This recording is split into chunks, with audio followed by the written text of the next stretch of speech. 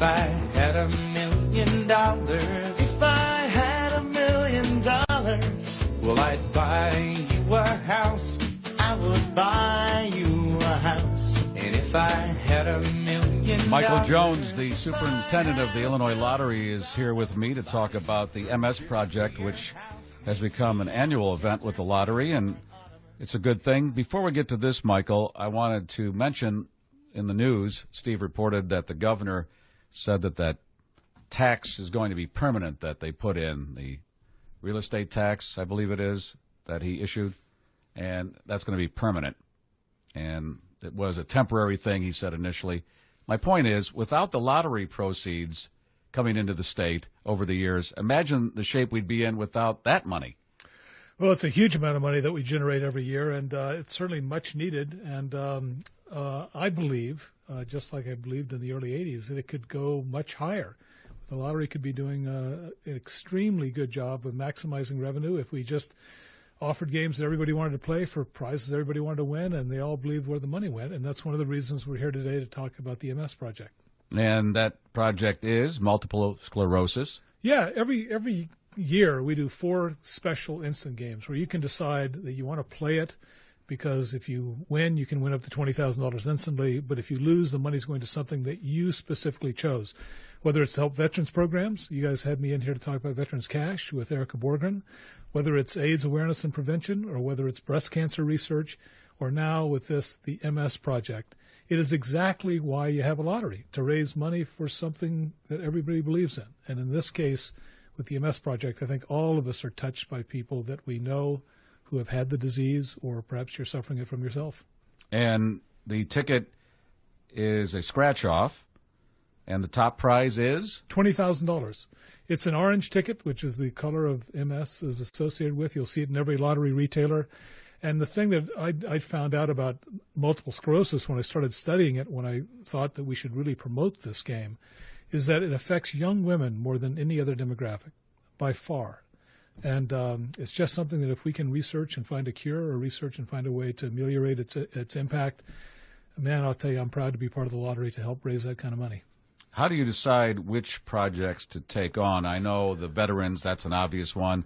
MS, how do you decide we're going to go for the MS Project this time, or every year now it seems? Are you going to add more groups that need help?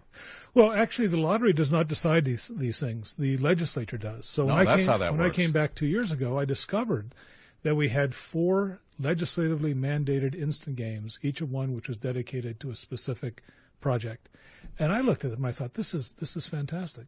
What a better way to prove to people what a lottery is all about than, I walk into rooms to speak to people, and I'll say something like, how many people here are veterans? And 20 people out of 100 will raise their hands. And I'll say, how many people are related to a veteran? Everybody raises their hands. I'll walk into the same room and say, how many people know someone who has breast cancer?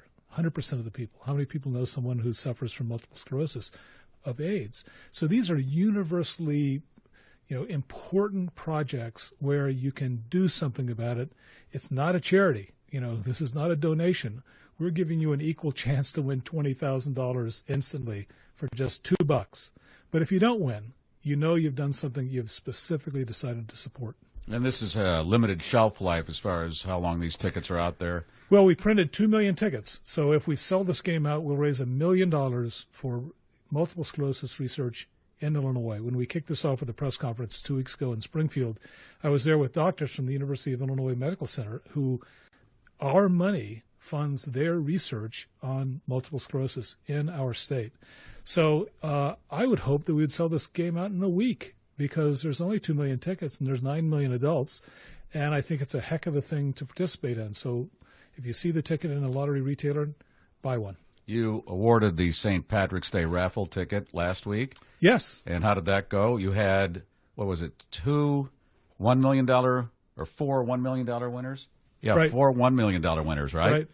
Yeah, one of them is from Gillespie, Illinois, and I think I'm going down there next week to Gillespie.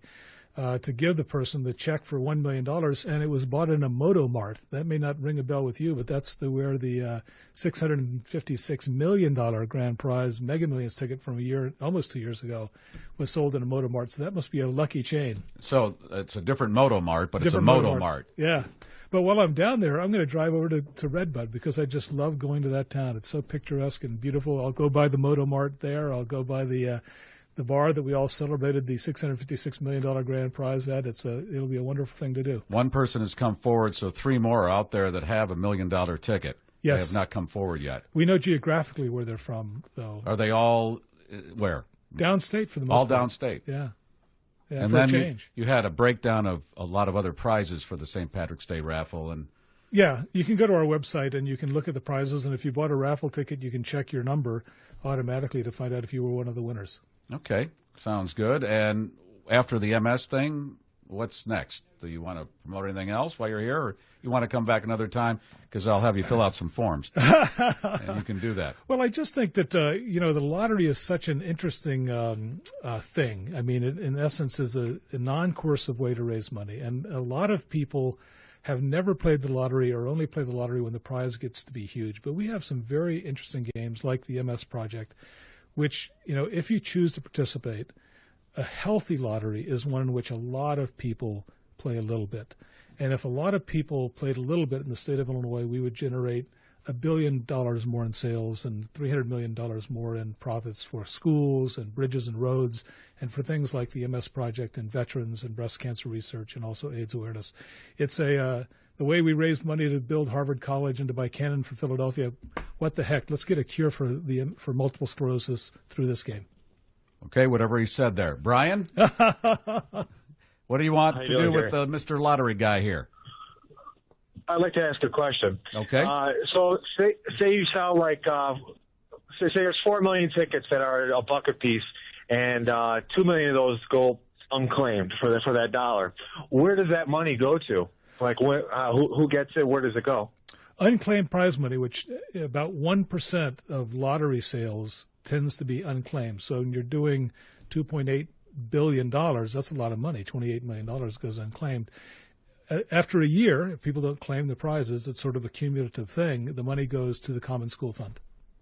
All right, so it gets pushed into a good thing.